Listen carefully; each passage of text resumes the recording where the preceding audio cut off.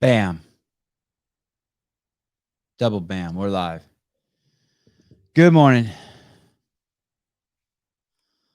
Good morning.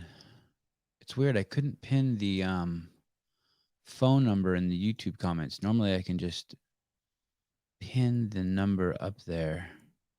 And I couldn't do that this morning. 7 a.m. Pacific Standard Time. That's California. That's the United States. It's a little spot on the... Uh-oh. It's weird. This phone is ringing, John. But I don't know if I'm going to be able to answer it because I don't hear. Oh, there we go. There we go. There we go. You're not messing around this morning. Good morning, John. There we go. There we go. Good morning. There we go. Good morning, sir. How are you? Around this morning. Good morning, John. How are you? I'm awesome. Living the dream. Good morning. Good morning, sir. How are you? Someone else. Oh, I think we got a bad echo. Yeah, I turned off my YouTube. Okay. As I like to tell people, I'm living the dream in someone else's nightmare. How are you? I am living the dream in somebody else's awesome dream. Oh, good. Good. Yeah. It's a good thing. It's a big up. I get up early in the morning anyway, every single morning. And I'm testing the theory of no rest day at all. Okay. You mean for training? None. Yeah, just everyday training. On January the 1st of this year, of this coming year, will be 2 years straight of no days off. What's the very, very least you've done in those 2 years for a day? The least? Yeah. 20 minutes on the air assault bike intervals. Okay. That's probably the least I've done, but usually I always do something after that. Okay. The heaviest thing or the longest thing I've ever done is what they call the 3 Ts out here in California, down here in the Los Angeles mountains. That was 30 miles on the trail with no food or no water. Wow. See, that's the thing. I'm a big proponent. On a motorcycle, right? Oh, no. You put on your shoes, Aye. put on some good shoes and go hike. Aye. Yeah. Aye. Yeah. I like to test that theory of whatever. You need water, you need food, you need all that stuff. And I understand that people want to be safe and all that stuff. However, being a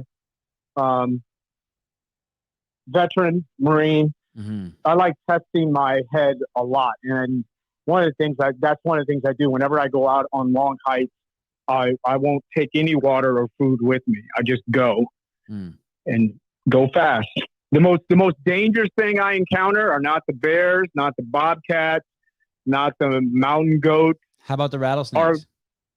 I've only seen 2 Actually, my granddaughter saw the rattlesnake first. And the cool thing about it, she didn't freak out. She just said, "Hey, Grandpa, is that a snake?" I say, "Yeah, stay away from it." How old are you? And I'm 53. Oh, you're a young grandpa. Yeah. It's good to go.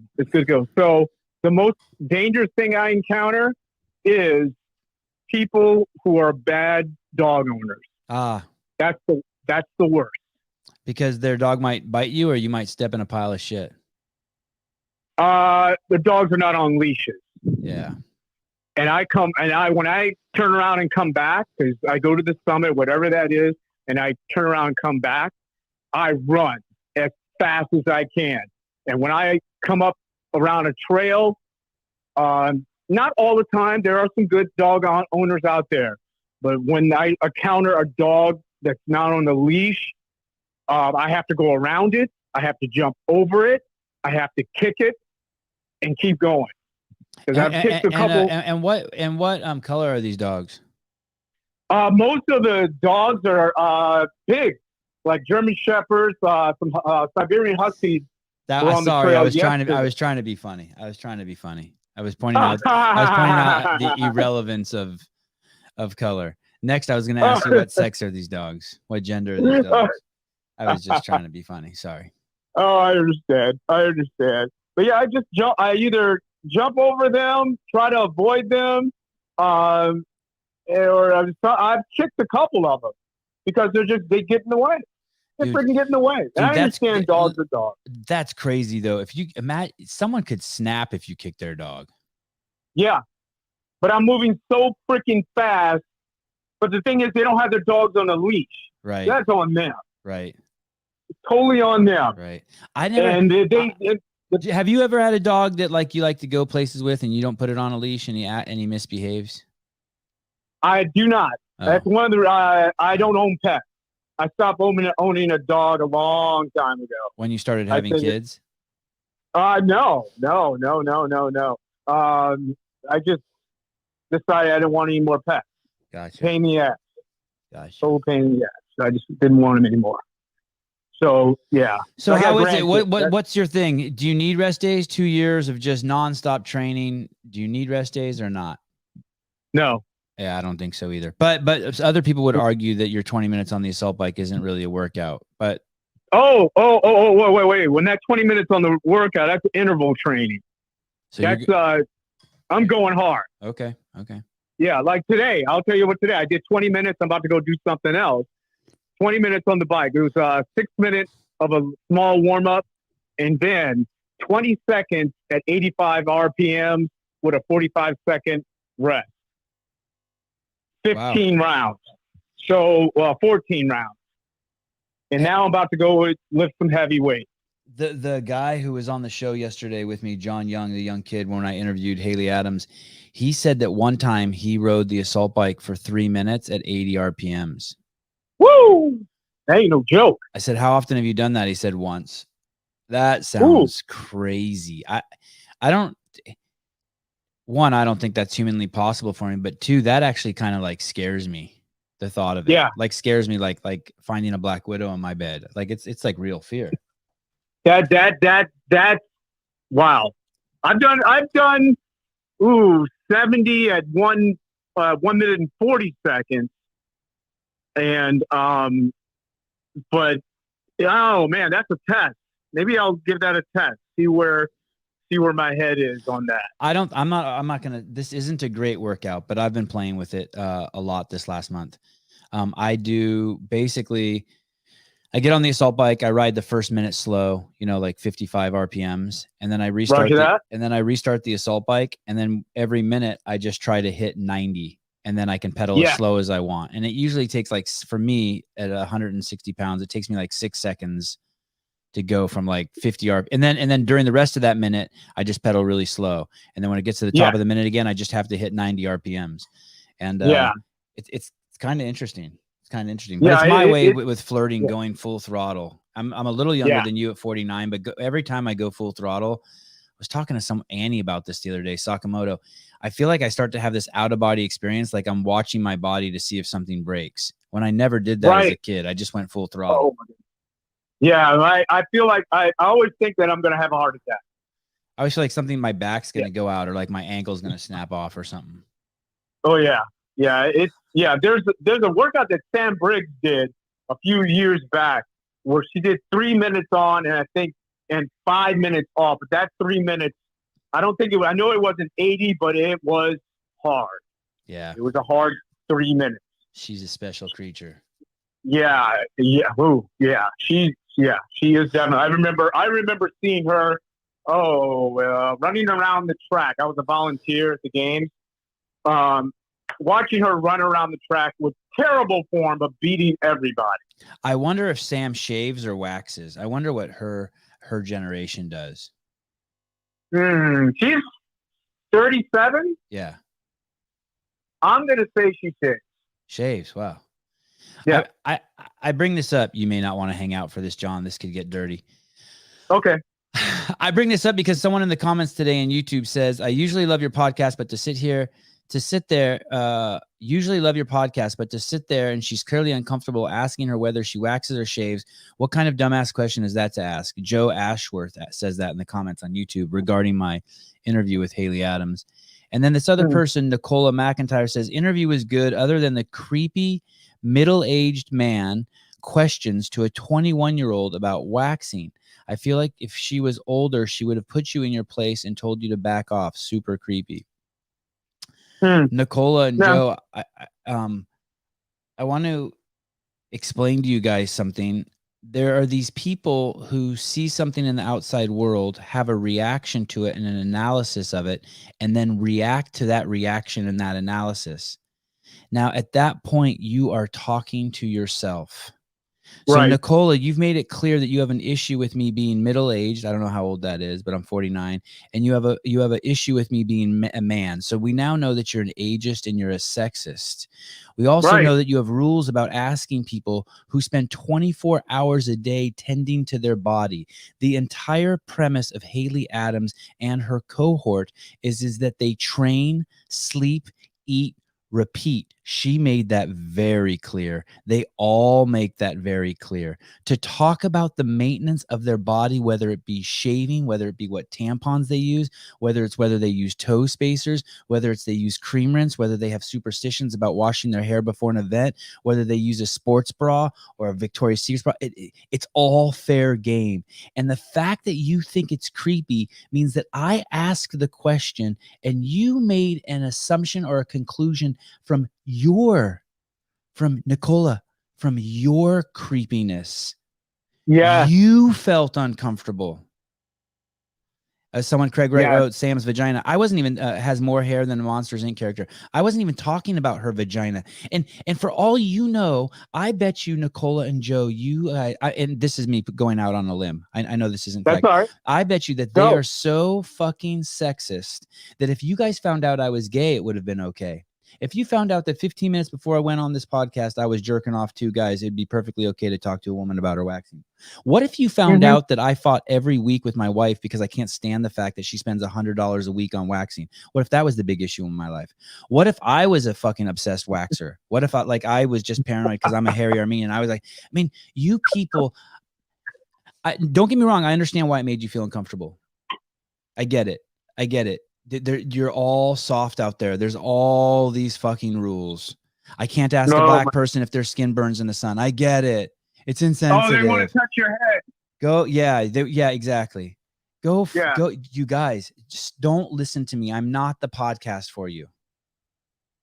I'm not the podcast for racists, homophobes, or sexists. That I am like, you need to find yourself. It's the Democrat from New York, the attorney general up there. I can't remember 10 years ago, who was he had a hard on for persecuting prostitution rings, and then they caught him running basically a prostitution ring.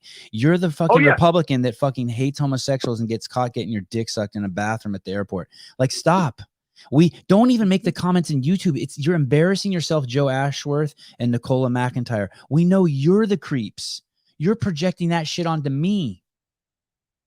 There's nothing like creepy about asking how someone. What if I asked her what kind of cream rinse she used? I mean, cream rinsed. Does anyone use that term anymore? Anyway, it's fascinating to me. It's the same with the Black Lives Matter sign. I know you hate black people. You don't have to fucking overcompensate by putting that sign on your lawn. I get it. You're fucking racist. Goodness. I get it. As a black man, every time I see that sign, I want to punch somebody in the face. Every time. It drives me nuts. It's fucking crazy. I grew up in Berkeley, California, and those signs are everywhere, and those people are fucking. Oh man. Anyway, sorry that I had to drag you into this because you're obviously a good role model for your grandkids. I don't know. Trying to be my friend. Yeah. And you sound like a good dude who's taking personal responsibility and personal accountability. But I just see these things this morning, and I'm like, dude, like you guys, please don't listen to me. I'm not for you. You are not. You were way too trapped in your head and sophisticated for me. Yeah. I'm not sophisticated. I call myself I'm a total dirty dirtbag. I am a total dirtbag. I really don't give an F. Truly don't. Why did you join the Marines? I wanted to go to college. Okay. That was the bottom line. They were going to pay for my college, and it wasn't for service. Honestly, I remember sitting down with the captain when I first joined up, and he says, "Why are you joining?" I said, "My parents can't pay for college, so this is what I'm going to do." So I did it. And did you go to college? Yeah. Oh, heck yeah. Graduated, all that good stuff. Let the Marine Corps pay for it. And I even tell my one of my kids today, hey, if you need to go to college, go join the military. Let the military pay for it. You know, you have to do your service. You got to do what needs to be done. But you can go to school. You really can. You just have to put in the work. How many put kids? in that work. How many kids do you have? Well, see, let me give you the technicalities of my life. I'm married into children. Actual blood-related children, I have none. But when I got married a little while back, I have two grown adults that had kids. So I consider them my grandchildren. So technically, blood-related, 0. Complicated. Yeah. So that's all right. That's but life I these love days. my grandkids. Good. I've been raising my grandkids. Are you enjoying that? Oh my goodness. You don't. A few years back, I was suffering from PTSD because I did my thing overseas. Because I did that thing. I came back all messed up.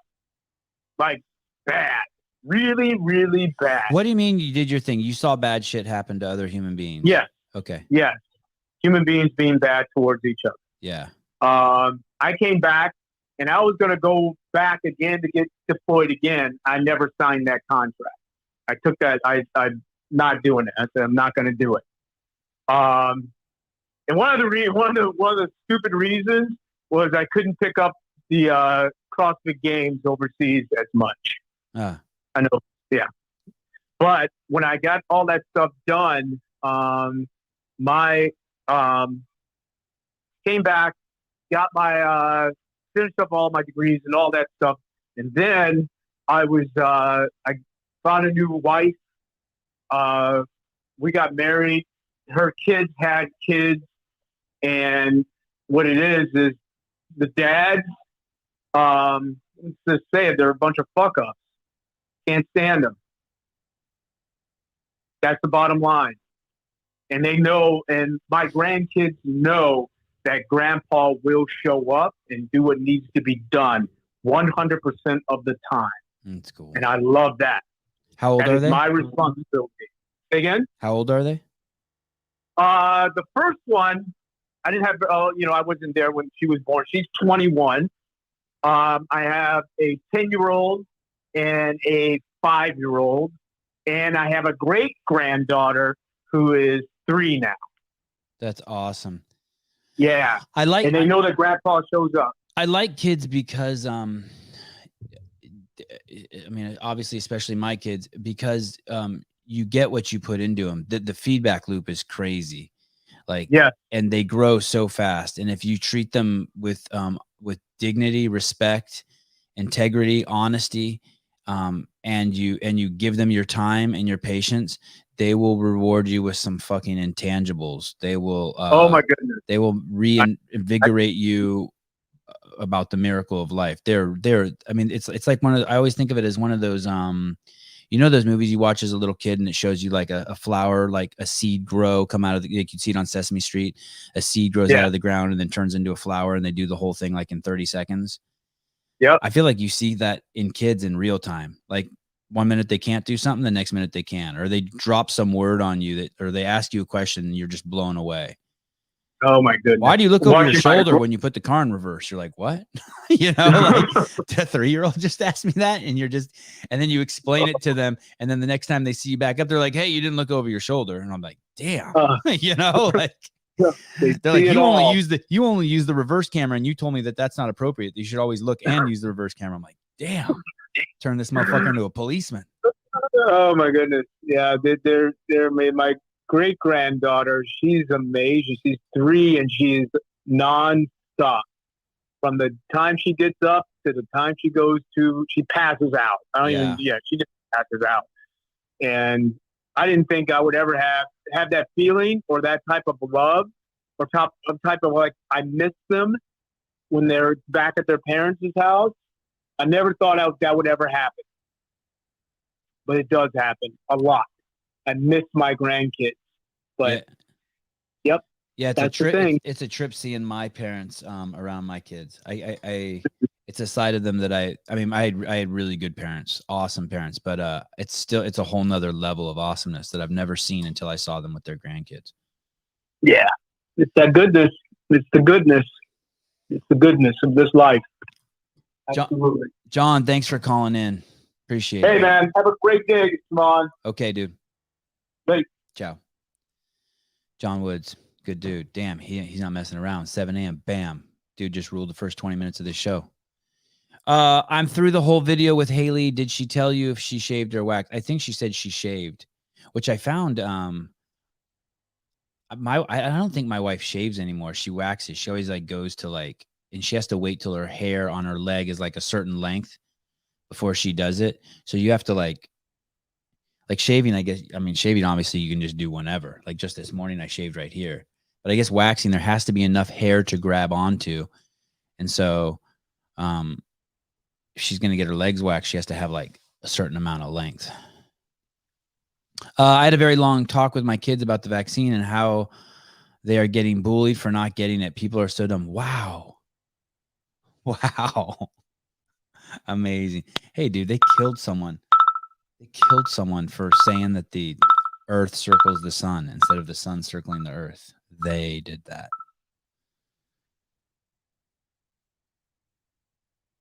Jamal, what's up? Oh, no, not yet. Jamal, hey, good morning. What's up? Good morning, Sevan. Doing all right? Yeah, Smith, Jamal Smith. Yeah, Jamal Smith. That's a great name. Thank you.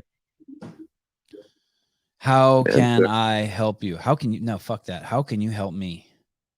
I don't know. I seen you were going live, and I was thinking about something the other day, and it's like, I knew that when I joined CrossFit, it was just, I knew I was overweight, and I knew that I needed somebody that could really help me train. Like I needed somebody to give me the direction. I couldn't go to a normal gym and work out because I didn't know what to do. I love this conversation already. I have no idea where this is going, and I love you already. But so basically, like I found a local CrossFit gym through a girl that I worked with, and I, like many other stores, it became my second family. Loved it so much. I got my L1. Dang. But I remembered starting off, it was, my membership was $150. Yeah. And, at the time, I was telling my parents about it, and just to put some context, like I'm Black, but, telling my parents I was paying $150 a month for somebody to coach me and tell me what to do, immediately they kind of had a little bit of an eyebrow raise, because they're like, well, why can't you go to a 24-hour fitness or, anywhere else where you're paying a fraction of that price? Yep. But it took me a while to really get them to understand that it's more than, when I paid that $150 a month, it wasn't just somebody over me. It was more of a accountability. Mm-hmm. And one thing I realized is, like, which this isn't everywhere, but in the Black community, I feel like working out to be fit in a personal way is okay. If you're trying to have a certain aesthetic, but working out for fitness and health and longevity, I don't think that the majority of the Black community really grasps that concept. Because growing up, I knew that I wanted a six-pack. I wanted to be able to be the fastest. And even now, I mean, I've gotten close to having a six-pack, but I realized that me being able to keep up with my daughter, which she's only 1 year old, but congratulations. Thank you. But, I You're realized checking that all the boxes, all my favorite boxes, kids, accountability. Yeah, and because I realized that I would much rather be able to be with my grandkids eventually down the road, and they say, well, I can't keep up with grandpa yet. you know? And I think the long term of CrossFit is so powerful, but it's hard to get the Black community to really understand and grasp that. Jamal, two things that stand out to me. It is okay though to work out for, like, I work out so that my clothes will fit me and that I'll feel confident and not insecure in public. And I love the fact that the byproduct is that I'm healthy. Now I've had to adjust that a little bit because I really don't want to get hurt these days. Right. Cause I have 3 kids and like being injured is not an option. But I think and I don't think you were saying anything was bad about it. You were just making an observation. But I'm curious what you think. Like, whatever your motivation is that gets you to move, I think is okay, right? Right. And I don't think I don't know, maybe you only hang out with Black people, but man, I don't think that that's indicative of the culture, Black versus white.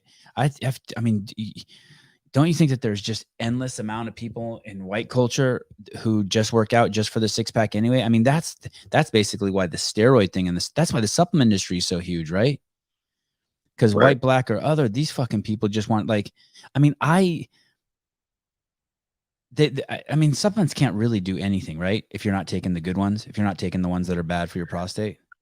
Well, I mean, yet we all take them, right? Yeah, and I would even say the statement that supplements, if you look at somebody who takes, like, say if they just take a protein shake, but there is no other workout that they do that they need that protein shake for, it can basically cause you to gain weight the exact same way. For sure. There has to be, action and reaction, Are you still going to the gym? Oh yeah, I went this morning. Oh shit! And what state are you in? Texas. And can you tell me the name of the gym? Jet Engine CrossFit. And did you work out before you did CrossFit? Very little. I'd go to the 24-hour fitness and pretty much bro session. Like lat pull downs, bench press, some curls, no leg stuff. The only thing I was lucky, the only thing that really helped me was I had a friend and he used to do swimming, so I get off of work at 10 at night and I do a little workout, but then at midnight we would finish with like laps in a pool. And honestly, that's one of the things I do miss about going to the regular gym, is because doing those laps at midnight and coming home at 1, taking a shower, I got the best sleep I ever had. What do you do? What's your day job? Right now, I'm a caretaker for a guy. He had a spinal cord injury some years back. So motorcycle? I work night shift with him. Motorcycle? Sleepwalking. No shit. No. This guy fucking hurt his spine sleepwalking? Yeah, he fell down the stairs. Wow. Hey, I never give anybody a fucking pass for anything that happens to them in their life. It's always your fucking fault, but I'm giving this guy a pass. Oh, yeah. Holy shit. Shit. Yeah, I work night shift with him. So that's what ends up happening with me. This morning, I worked 10 to 6. I got off at 6 a.m., went straight to the gym, got my workout in. And like I said, once I seen you were going live for the call-in show, I was like, well, I guess I'll stay up before I go to sleep and check it out. Oh, wait, you were going to go back to sleep? No, I haven't gone to sleep yet, but I wanted to stay up to be able to watch the live call-in show. Oh, I'm sorry. I missed that. So you work the night shift. Sorry, you said that. Yeah, I work from 10 p.m. to 6 a.m. Okay. Hey, are you still married? Yeah. And how proud is your wife of you? I'd say she's pretty proud.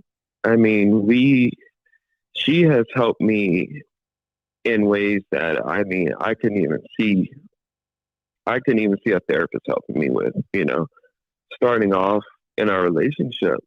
I was always used to seeing what my parents did, where they would have a problem, they would just shut down and let it, not talk for a few days and then come back and act like nothing happened. But one thing I love about her is that she didn't allow me to do that. You know, any problem we had, we solve it, come to a conclusion before we went on about anything else.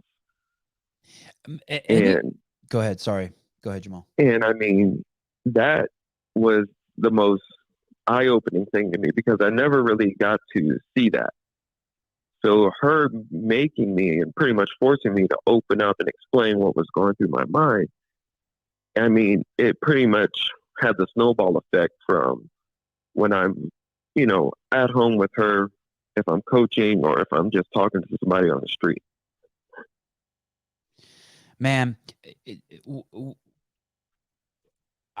I'm guilty of this as much as the next person, taking the person that you love for granted, but it's so important to remind yourself every day that the people around you who are good role models for yourself or who support you as you make yourself a better person, to thank them for that support. It's huge. I'm so thankful that my wife works out every day and that I work out every day. And you know what? It's not always for her and me. It's just peeling off some minutes, right? So like I'll get done with this podcast and I'll go in the house and she'll be wrapping up breakfast or school with the kids, and she'll be like, "Hey, I'm going to jump in the garage and work out." And then, you know, and then I just take over and, you know, pretend to do some dishes and get the kids ready to take them to the skate park or something. But she gets in her 20 minutes or 30 minutes or whatever. And I'm so fucking proud of her. I'm so proud of everyone who's doing that, especially right now, to take the step to be a better person, not just for yourself, but what it sends to everyone else.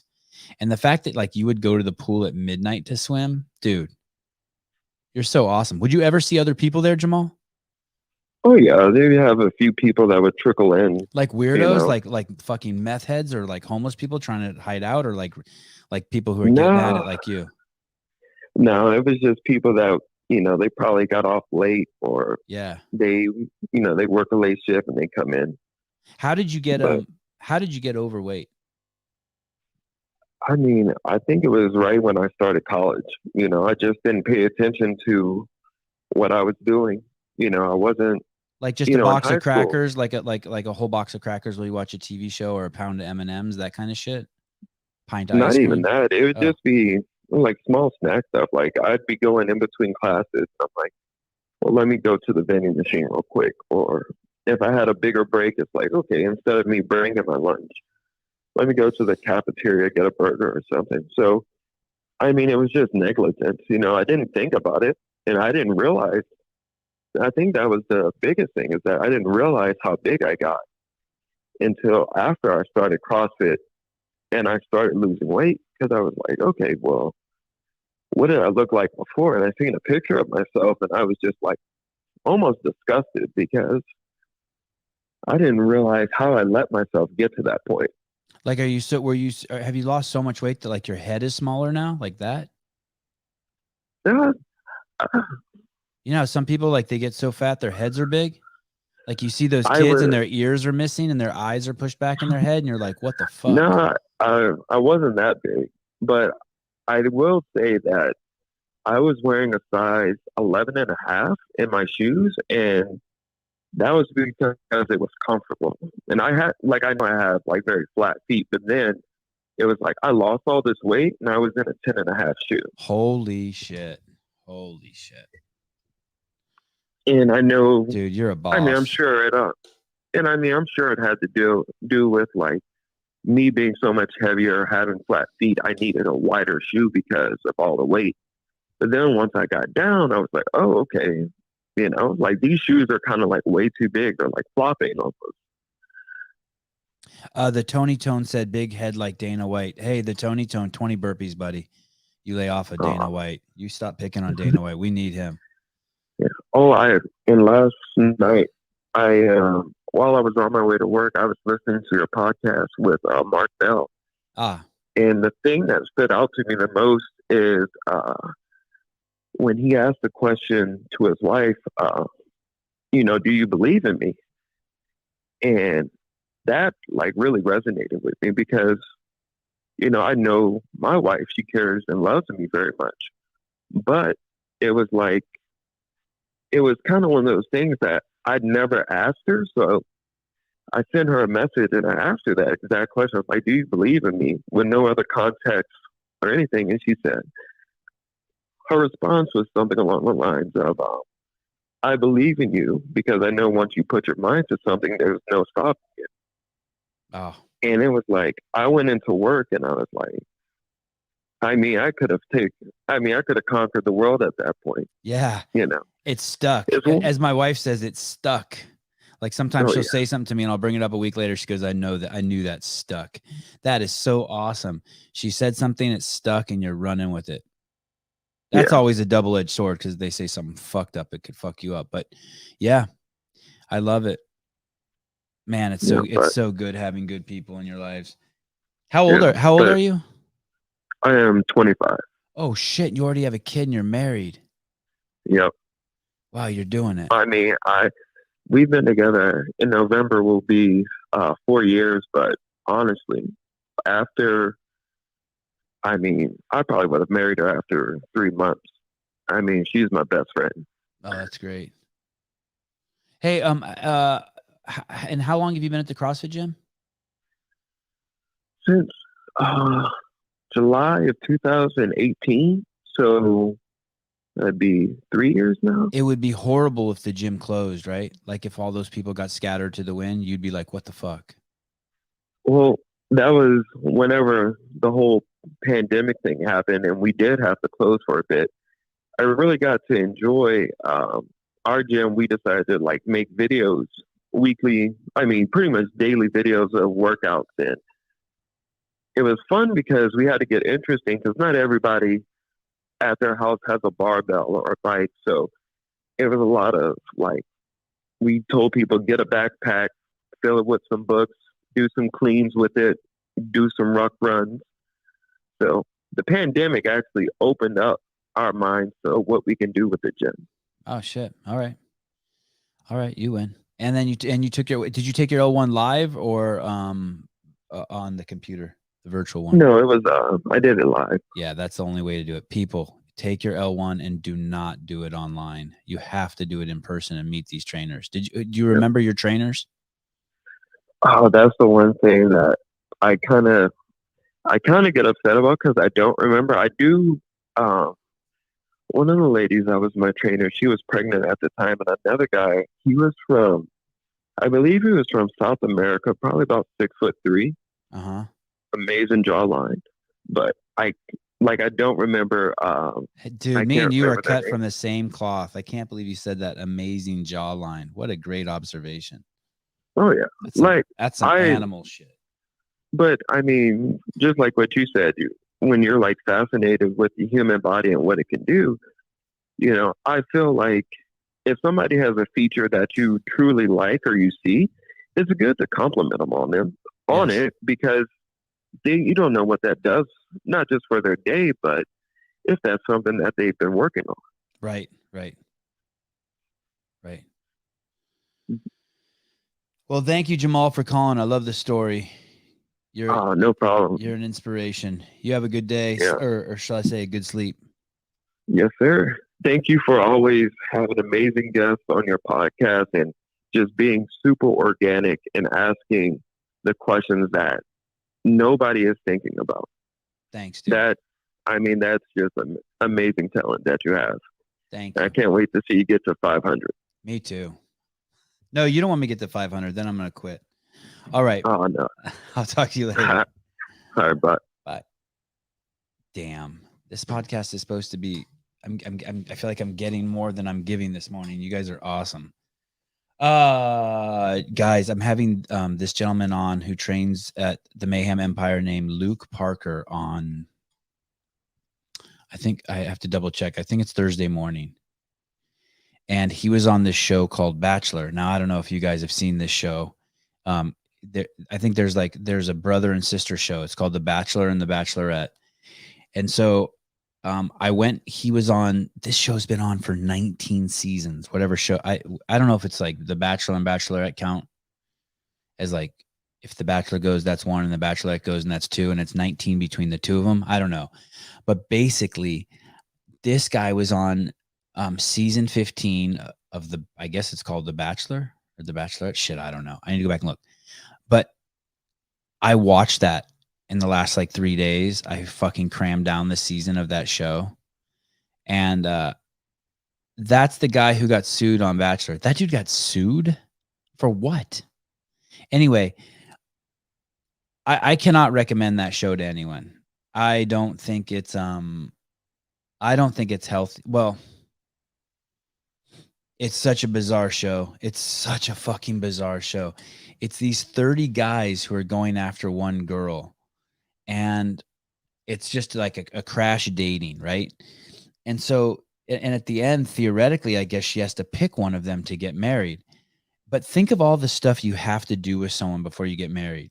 You have to meet them, you have to fuck them, you have to fight with them, and then you have to make up with them, right? I mean, to like, and maybe cook a meal with them. I mean, you have to do some like, so she basically has to do that, I guess, with all 30 dudes, or get it down to 10 dudes or 5 dudes and then start doing that. But I don't think, I mean, I know there's people who abstain from sex until they're married, but there has to be some intense intimacy, even if it's not physical. It has to be crazy emotional before you get married. I mean, theoretically, if you're going to make a good decision, you have to get as close as you can to someone, kind of work through the kinks, make sure, the key and the lock fit together, that there's a significant compatibility, even if you're not compatible, that there's a function that would allow you guys to work through any issues. I mean,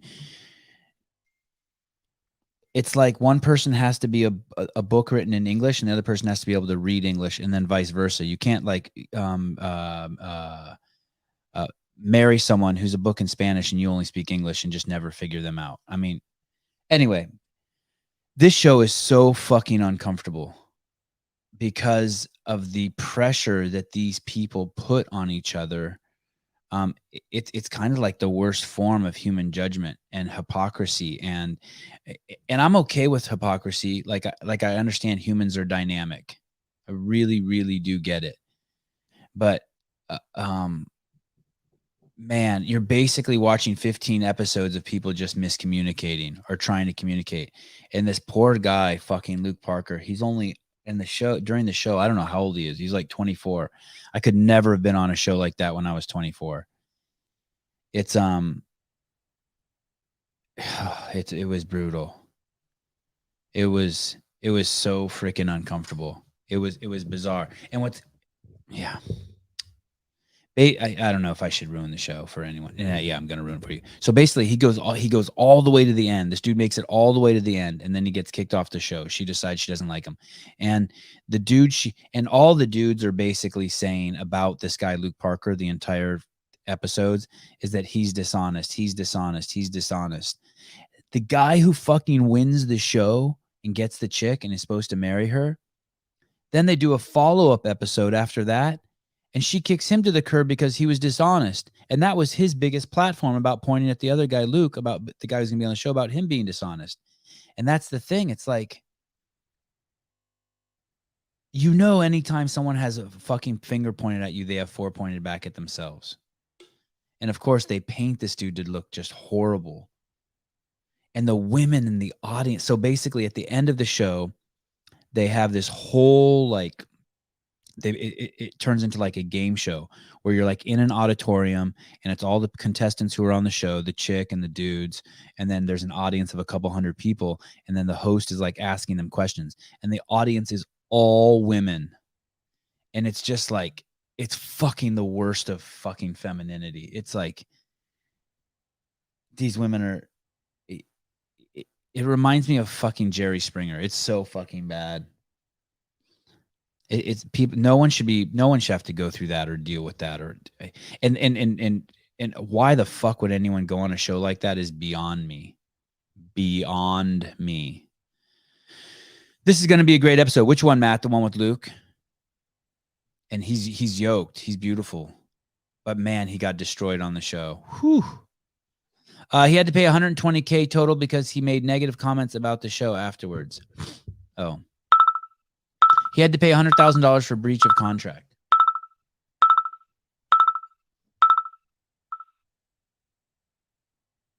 You guys want to see how this works? I'll show you how this works. So, Cedar City, Utah. What's up, Sevan? How are you? Hey, what's up? Hold on. What's your name? I'm Drake. Drake. Oh, another great name. Dude, I had a Jamal. That's a great name. And now I have a Drake. I had Joseph before that. That's my son's name. I'm not even a name guy, and we're killing it today. So, guys, I have this phone right here wirelessly hooked up to what's called a Rodecaster. It's like the $600 thing I got on B&H. And basically, I have it wirelessly Bluetooth hooked up to that. And so when people call, it just interrupts the show. And then I can just answer. And the only reason why I have this cable plugged in is just to keep the phone always charged. And this is just some fucking, like, you guys could call this number whenever you want. This phone just sits on my desk. I don't ever answer it except for when the show's on. Drake, what's up, dude? You got a Jew mom and a black dad? I don't. I'm a white guy. Damn. You're not the Drake I was Drake before Drake the rapper was Drake. So. All right, man, I love him. Well, I don't want to take too much time on your show, but I just wanted to call and tell you I just took the L1 this weekend, and it was quite a priceless experience. So. Oh, tell me. First of all, why'd you take it? I do want to get into coaching. Okay. My gym has some coaching opportunities opened up, and I mean, obviously, I just love CrossFit in general. Love the methodology.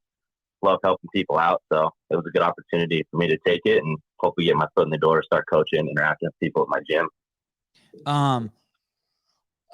Sorry, I just saw a text message come. I'm trying to get Rich on the back on the show before the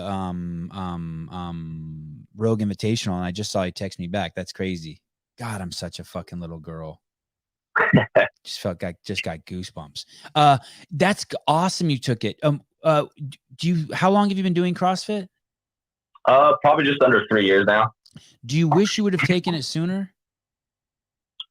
Maybe. Obviously, always like the price issue kind of came up because I'm really young, college kid. So that was kind of always a factor, and just timing came up. So how old are you? Able to make it happen. How old are you? I'm 22. Oh yeah. Hey, you don't have kids? I have one coming in December, 2 months. Are you? And you're in college? Yeah, I'm a young guy. Are you oh dude, I can't answer the phone. I'm in the middle of an L1 talk. I appreciate you calling from New Mexico, but I can't, Larson. Sorry. Give me just a few minutes with Drake.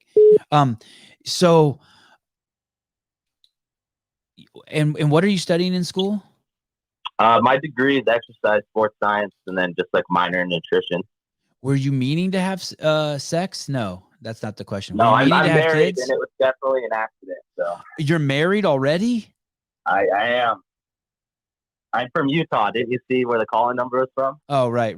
Thank you. Good. That settled me down. It's like, yeah, in California, it's like, dude, you're a little kid, but in Utah at 22, you're already a fucking grown ass man. Good. Thank you for contextualizing that. I appreciate it. So you're actually behind the curve. You should be on your third kid, and your parents are pissed.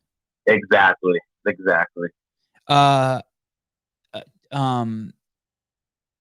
So you're 22. You've been doing CrossFit. Does your wife do CrossFit? She does. She's kind of been laying off now because she's in her third trimester. Hasn't been going much. But once I married her, I definitely kind of made her drink the Kool-Aid. So she definitely enjoys it herself. Are you going to be there when the baby's born in the room? I hope so. Honestly, we haven't discussed like what the hospital's protocols are. I think they're more lax now. Like they let at least 1 or 2 people in there with the COVID stuff, but I'm sure I should be. How are you at 22? Like, are you freaked out? Are you freaked out by watching the baby's head come through the vagina, or are you just fucking just excited about the whole process and just like I just can't, like, I didn't have my first kid till I was 39, and I was fucking, I needed a front row seat. But I don't know if at 22, I think at 22 I would have been like that too. There's very few things that like bug me or that I'm not fascinated by. I'm pretty terrified. It was definitely not something that was planned. And it doesn't even feel real at all. I think every time we go and get ultrasounds, it just is just a ridiculous experience. I can't believe it's real. So until it's actually here, until it's coming, I think that'll be to kind of flip my world upside down, I'm sure. Dude, you have such a good head on your shoulders. It's not real for anyone, in my opinion, and anyone who thinks anyone who's acting all cool about it is faking it. You should be fucking like you're on a spaceship to Mars and you're about to be the first person to step on Mars. It really is like that. Like you can't even believe you're going there. Like just imagine the first time you're in like a place with no gravity. That must be so fucking weird. And having a kid and then you know what's even crazier, Drake? Then like the second baby's there, then you'll never remember your life without it. Yeah. It just all of a sudden is normal. It's so crazy. Well, have you ever had a dog or a cat? Yeah, we have a dog that's like almost 2 years old. We got it kind of just after we got married. Yeah, it's exactly like that. Like you don't have a dog and now you do have a dog. And like you'd fight someone for your dog, right? Right, absolutely. Yeah, now just multiply that times 1,000,000. I can't even imagine. Dude, oh, you would chew if you were dying and you had only one bite of food, you'd give it to this fucking dog that's called your kid. It is so weird. Everything doesn't make sense anymore. There's no more you, but it's great. The happiness is off the chart. You're going to be so stoked. Yeah. And I will say, I do appreciate I love listening to your podcast and all the little tidbits of advice you get on being a dad. I've already told my wife that our kid's not eating sugar before he's 2 years old. So dude, even those idiots at the CDC say that now. No added sugar before they're 2. It's so easy. Is your wife going to breastfeed? Yeah, she plans on it. Yeah. Yeah, just have her. Let that kid. At least the way we did it is we just let our kids. My wife. Well, I shouldn't say we. My wife sets all the rules for that shit. But she would feed them until they basically vomited. Especially the first one. He fed on demand. He could eat as much as he wants. He would always fucking throw up like 10 or 20% of his food. I know someone's gonna say that's bad, but whatever. And then around. I don't remember how old, but when we started giving him regular food, we started just giving him smashed. You just blend up like, a piece of chicken with a banana or a piece of chicken with avocado, and you just start blending your own shit. And you just make this and you also have to remember, like, you want to feed him all this fucking really bland shit because it will affect his palate for the rest of his life. You give a kid sugar, there's this Taoist saying, colors blind the eye. And basically, you just don't want to overstimulate your kid. You want to keep because everything that happens before you're 2, I'm sure you know now at 22, it's hugely influential, right? Those are the things that you sort of chase the rest of your life. So, God, I'm so excited for you. You're doing it all right. 22, already taking your L1, having a kid. Hey, how old are your parents? They're both 56. Dude, they might see their great-grandkids. Yeah, they are. I mean, they already have. I have an older sister that has 3 kids. So, I mean, this will be the 4th grandkid for them. They must be so stoked. Oh, they love it. They love being grandparents. Are your parents retired? No, they're not. I know you didn't ask for any advice, but the one thing that was really hard for me, and I had really good parents. They pretty much followed all the rules I set for them, right? Like they didn't bring candy and shit over to the house. They didn't like spoil the kids with candy. But the one thing that my parents would do things when I had my first kid that would really upset me. Let's say stupid things that I shouldn't have been upset about. Like my kid would fall down and my mom and dad would run over and pick him up. And I'd be like, dude, what the fuck, man? Just let him get up on his own. Or they would say shit to him like, are you okay? But by the second and third kid, I realized it doesn't matter what the grandparents do. Let them be them. What's most important is that I get along with my mom and dad in front of my kids. And if they do that, that's fine. It's just important that I stick to what I do. Do you know what I mean by that? Yeah, absolutely. And it's so hard because the first kid's so hard because you want everyone to treat them the way you do, but you kind of have to be like, okay, I'm going to accept the fact that the experiences my kid's going to get from the outside world. And it's just not worth fighting with your parents. It's so much better to just let them do your kid.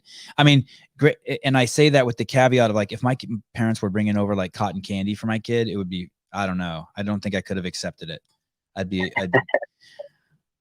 But some of the other stuff is like, okay, like just, they're the grandparents. They're the grandparents.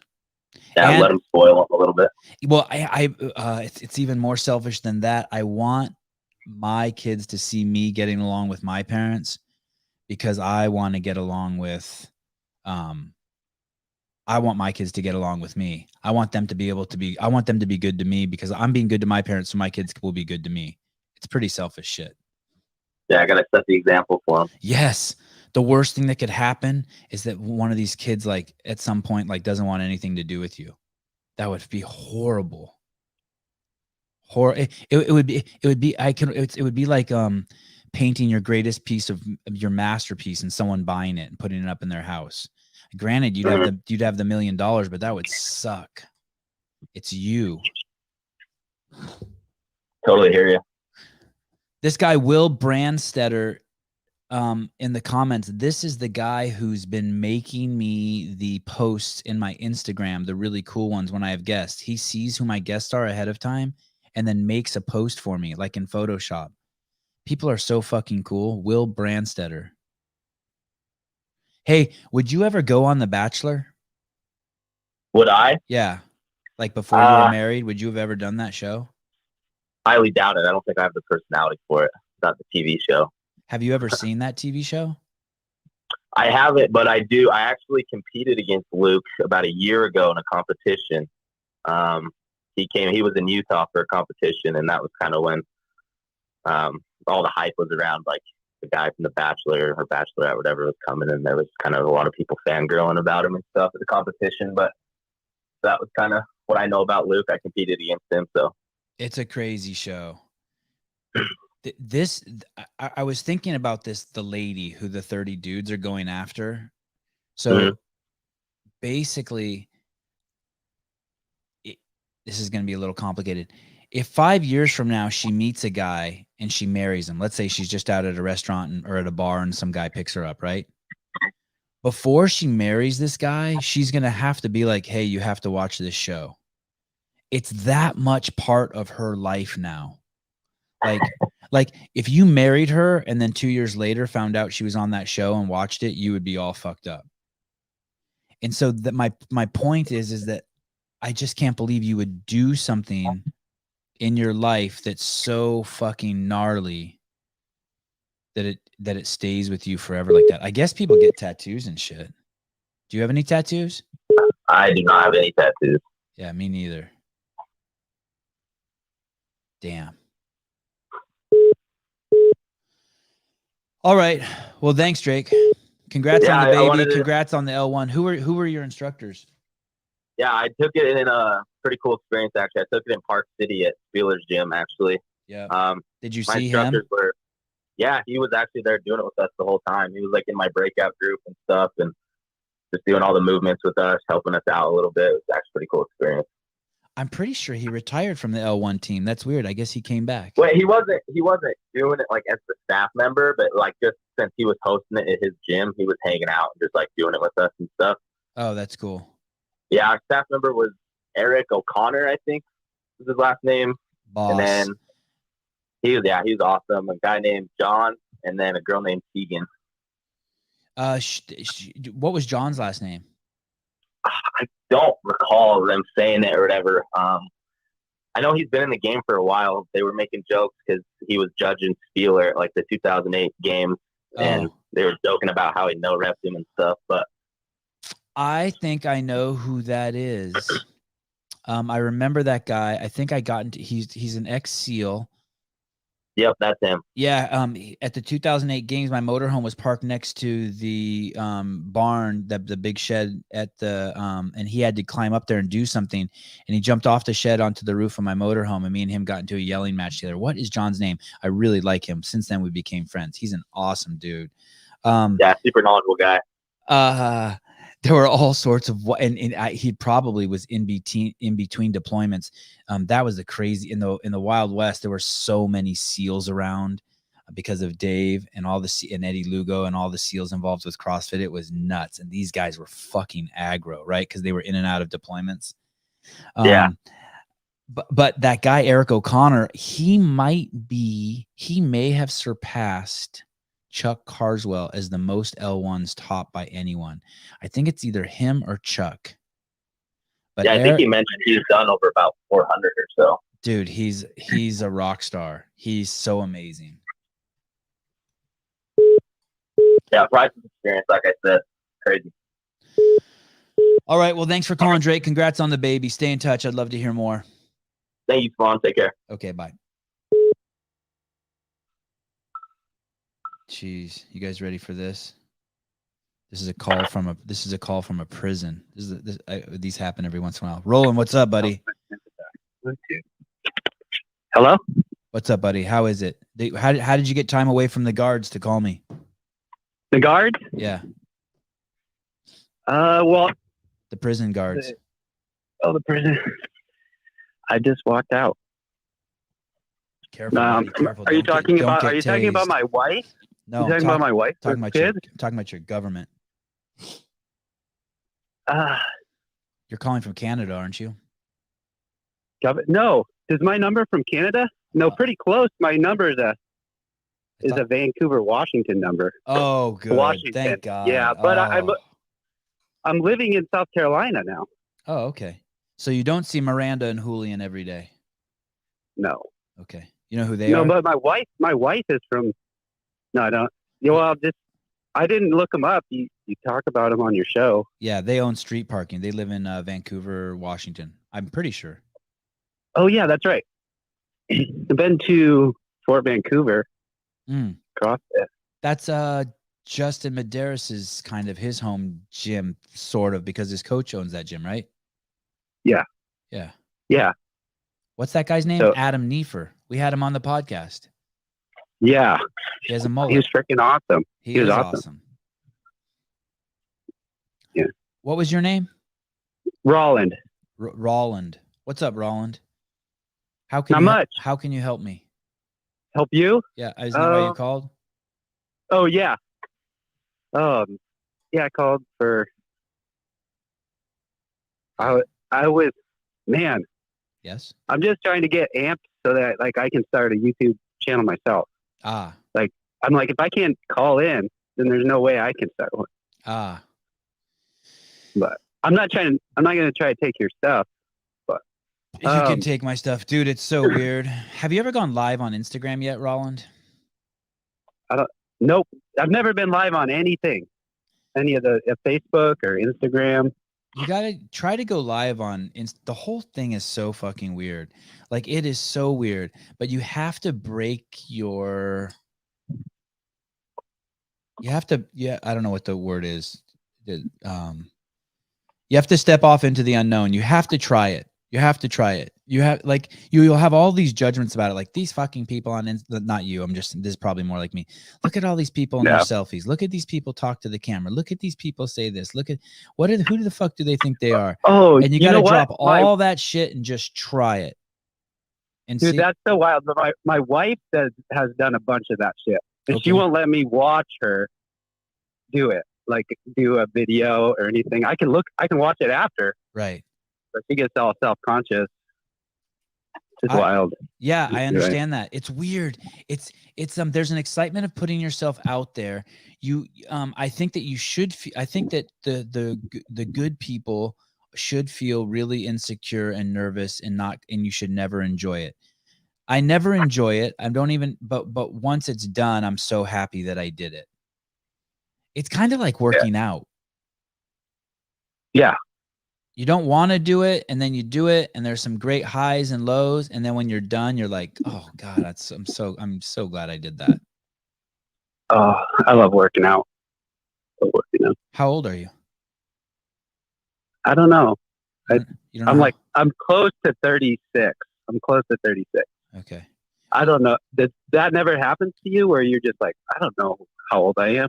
It does happen. I know you say it quite a bit. But in my 30s, it happened more, but now as I approach 50, I'm like I know. Okay. I don't know why. It just seems like a good age, 50, like it's half of 100. It scares the shit out of my kids. Oh yeah. Dang, there's a line to call in today. Yeah, Wad Zombie. It's crazy. It's funny. I didn't think anyone would call in today. I did not want to do this show today. But last night I'm like, just put it up there and do it. I didn't know. I was like, I don't know if I'm gonna get in today. Like all the other times you started your video and there's like crickets for a while. Yeah. And this time it was like, I have to go after that guy? Oh shit. What are you gonna do? That last guy was awesome. The first two guys were awesome. Yeah. What's your YouTube channel going to be about? Well, oh shit, I don't know. I have, how many brothers do I have? I have 6 brothers. Uh-huh. So it's going to involve something like that. something a lot of brothers So would there's talk about a lot of different your shit. mom your mom had 7 boys. There's 7 of you total. Yeah, all from one mom. Yeah. And where are you in the rankings? I'm number 2. All the same dad? Yep. Wow. Your parents never practiced safe sex. No, I don't think so. They're safe. They were pretty safe, I'm pretty sure. But Do you have kids? that is a weird. Yeah, I have kids. I have 3 kids. And, That- and so one of the you don't things that practice attracts me to you don't practice any contraception either. What? Just 3 kids? Oh no, I could have a kid every time. I don't know how much time you have sex. I could definitely.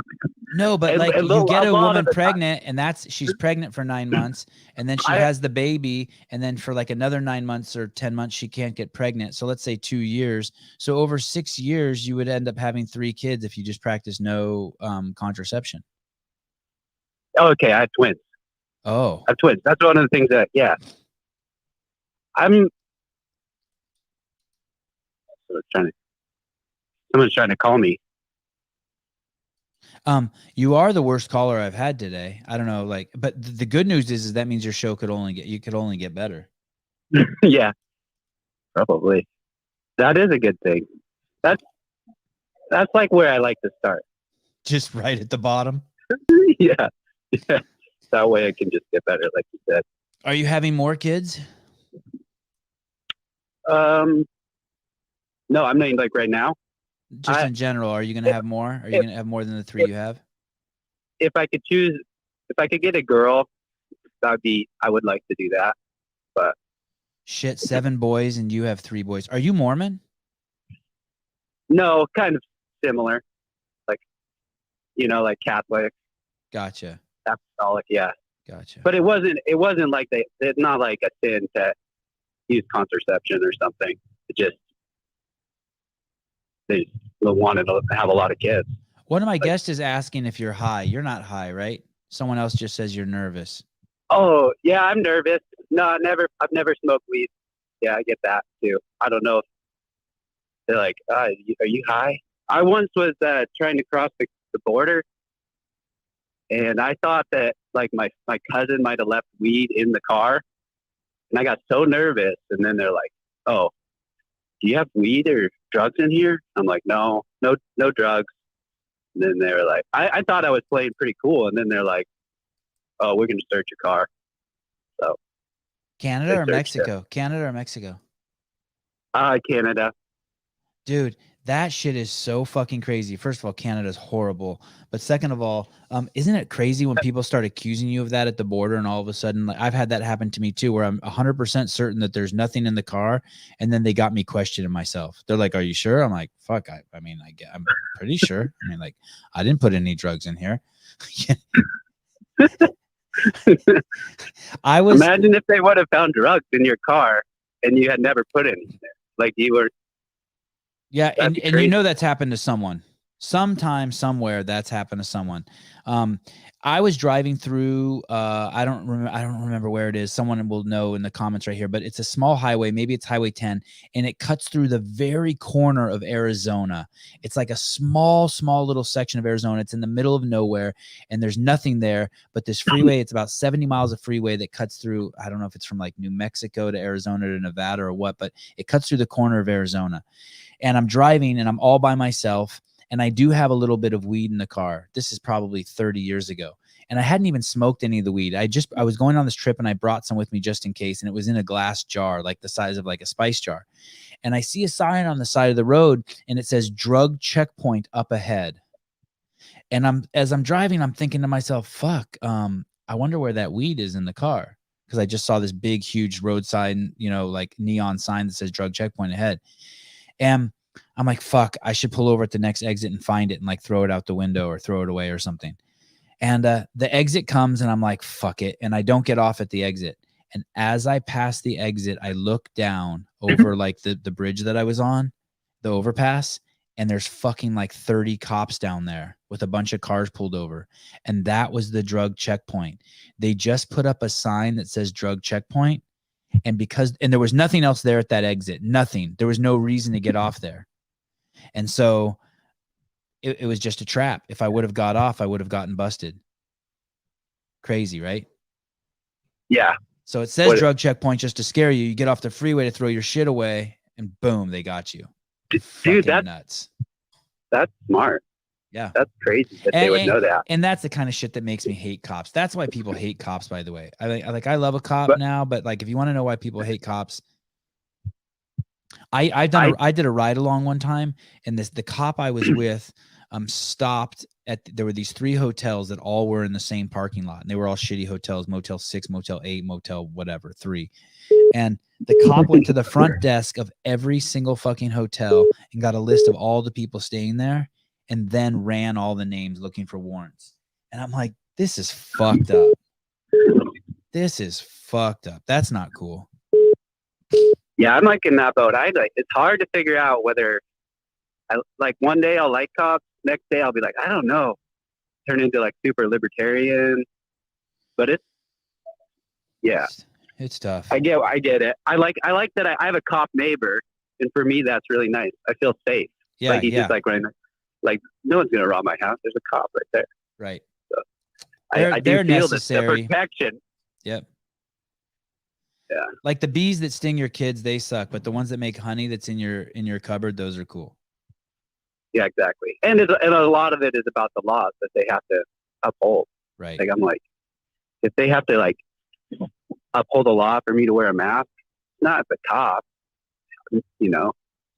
I mean, the good cops will quit, and then screw it. You're screwed. All right. Thank you I'm glad I was able to help you with your dress rehearsal.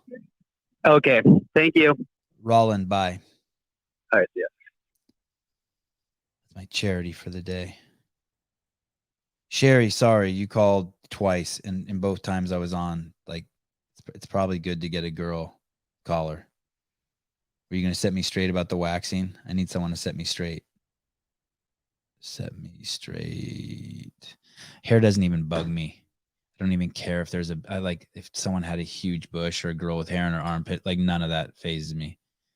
Not even in the slightest.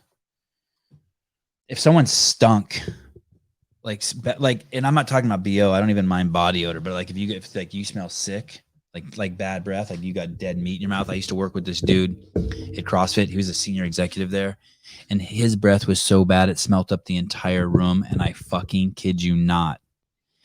Have you ever flossed your teeth and you pull out a piece of meat from the back, and it's like you get relief in your, like it's been hurting like for an hour. You're like, what the fuck is going on? You floss and this piece of meat comes out and it has like this stench to it. That this dude could make a whole room smell like that with his breath. Fucking nuts. These are things that I'm supposed to say at the top of the show. Oh, damn it. I was supposed to start the show talking about barbelljobs.com. Darn it. I screwed that up. I cannot screw that up tomorrow. That is our sponsor, and I have to like talk about him casually. Like it's it's cool. It's a website where you can go to, and it's a website you can go to and just find jobs that are all CrossFit related, fitness related. You want to work in a gym? You want to post a job looking for someone to work in your gym? Oh, here comes Canada. This is a weird name. Here we go. This is just a show with people calling in today. Excuse me. Hi. Hey, Sevan. Your name is Gulf. It comes up as my wife's name, right? It doesn't even look like a name. Oh, okay. It's a bunch of letters. Yeah. Guelph. Yeah, I don't know what that means. Oh. I'm calling from Canada anyways. Yeah, I can't believe they're letting calls leave the country. Awesome. Congratulations for your freedoms. That's cool. Yeah, I called in a few weeks ago when you were talking with James and Kate on one of your call-in shows. My name is Peter. Peter the alcoholic. Not much. The what kind of alcoholic? Just the alcohol. I was talking, and then James said something about sending him a DM, and you made a joke about the fact that he wouldn't get back to me. And did he? Yeah, he did. Oh, that's awesome. And then he hooked me up with somebody from the Phoenix, Megan Burns. Oh, that's right. That's right. He actually told me that. That's right. That's right. Mm-hmm. Yeah, it worked out really great. What it has so far. I mean, this is the beginning stages, but I just Peter, I carried the last call and I'm tapped out. Are you going to carry this call or did I just hang up on you? Oh, I can carry the call. I'm also a little thrown off by the fact that you say Canada's the worst, because we're not the worst. We got some. Tell me, unfuck me. We got some issues. Tell me. So we got some issues like we're not Australia or New Zealand, anyways. We're not completely locked down. Okay, point. You just everything I said is not true. Third worst. I mean, we do have some good things. We do have, like, I can go to the doctor and I don't have to pay for it. I do. We can still get a good public school education. But the thing is, you do have to pay for it, and you can't get a good public school education. You do have to pay for it. You just don't. Taxes? You just don't think you have to pay for it. It's like, it's like when they say, "Hey, City College is going to be free." It's never free. So so it's like this. I pay taxes, right? So that someone I elected can be in charge of a portion of my money that's supposed to make civilization work better. So, and like the basics would be I pay taxes and they make sure that my park is clean, that the stoplights in my neighborhood, are working correctly, that the roads don't have potholes, just things like that, right? That the water, when it rains, drains away from my house and doesn't flood my house, right? And but whatever is left over that I can spend, I pay my gardener, my nanny, I tip the kid at the local coffee shop. I basically use that money to reward people that make my life happy. And eventually, at least in my country, it's gotten out of balance and there's more money going to these elected officials. And that's what people don't get. It's like yesterday someone told me the recall is in California was such a waste of money. Imagine how stupid you have to be to use the term wasted money or wasted time. It's this false sense of like understanding of how the economy or time is. You can never waste time. Time is. I know what people are trying to say, but they're not saying it and they're confusing themselves. You can never waste time. Time is not yours. Okay. So you can't waste money either. If they spend $800 million, sorry to interrupt. If they spend $800 million on the re-election campaign, all that is money that goes to people who worked on the re-election campaign. And then what do those people do it? They spend it on their gardeners, on coffee shops. They spend it at Kinko's to make, I don't even know if Kinko still exists. They make photocopies. The only way to waste money is to like burn money. If I buy a Bentley and I sleep in it, that's not a waste of money.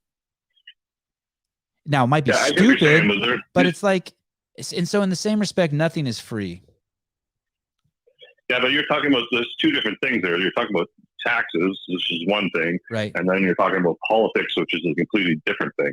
And the fact that we keep electing the same politicians in that waste the money.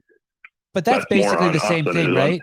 Aren't taxes just a way that we pay for our politicians? That's all it is, right? It's basically we're their bosses and we're deciding who's going to get the job for the year, or 5 years, or whatever. Yeah, well, we need to change that. Yeah, those people need to be gone. Like the problem is or we need to find people who spend. Like we need to find people who spend the money that makes us happy. Like you like your politician that spends your money so that you don't have to worry about healthcare. You like that, and so that works for you. Yeah, that's cool. Yeah. That would work. That kind of works for me too, except for the fact that it's not really us. The healthcare industry is like. The healthcare industry, most of the people who go to the hospital, like 86% in the United States is what the estimate is.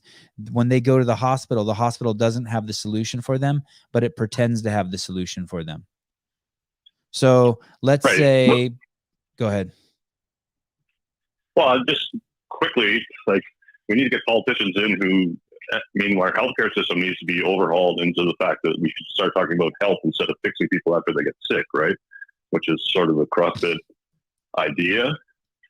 If we could maybe like get some people to start eating better, we wouldn't have to put so much money into our goddamn healthcare system. People living a better, healthier life.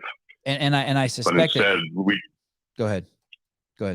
the politicians are just in the pocket of all the pharmaceutical companies and things like that, so they can promote pills to fix us after we get sick.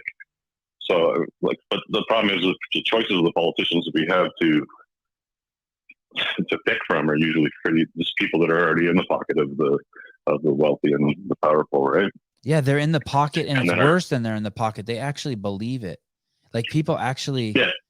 Like, we're like, the big argument is like, well, Sevan, you can't just let everyone die.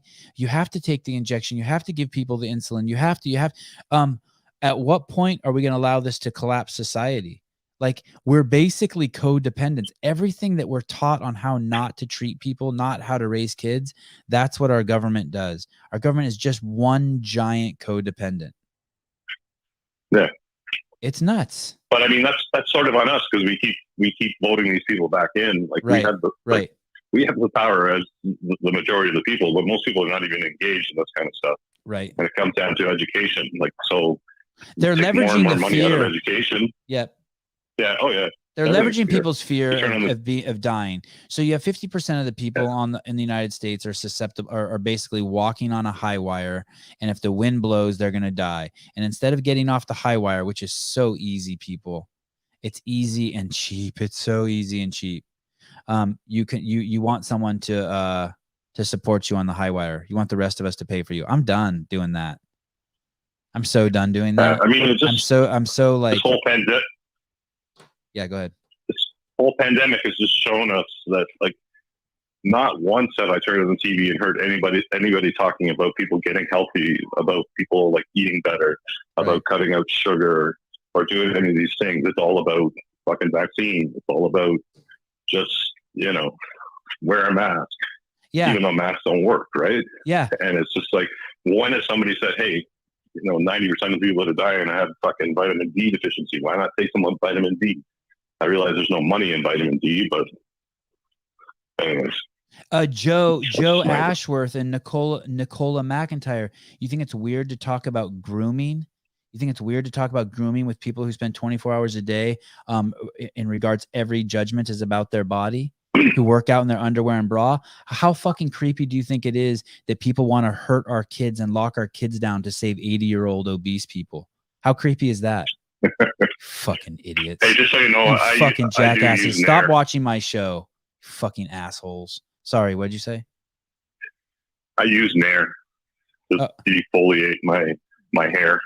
Where, on your back? You were talking about that yesterday. On your back or your chest? Oh, on my cock and balls? I use the sensitive. Yeah, I use the sensitive stuff. Oh, you're fucking crazy. Yeah, that was a good job, baby. So there's what's that? You put that. Talking to Haley, buddy. Yes. Oh, yeah. You put that stuff on your. Well, first of all, how old are you?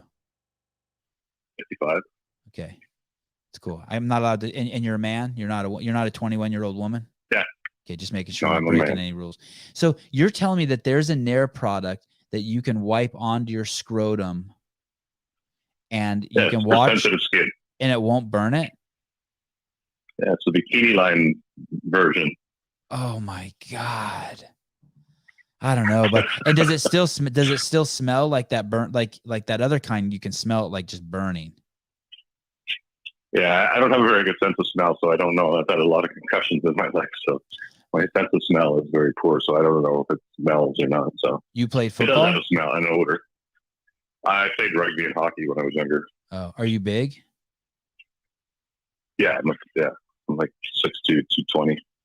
Damn. So that means you probably have a bigger scrotum and you go through more of that than I would. Yeah. It's just I don't want to.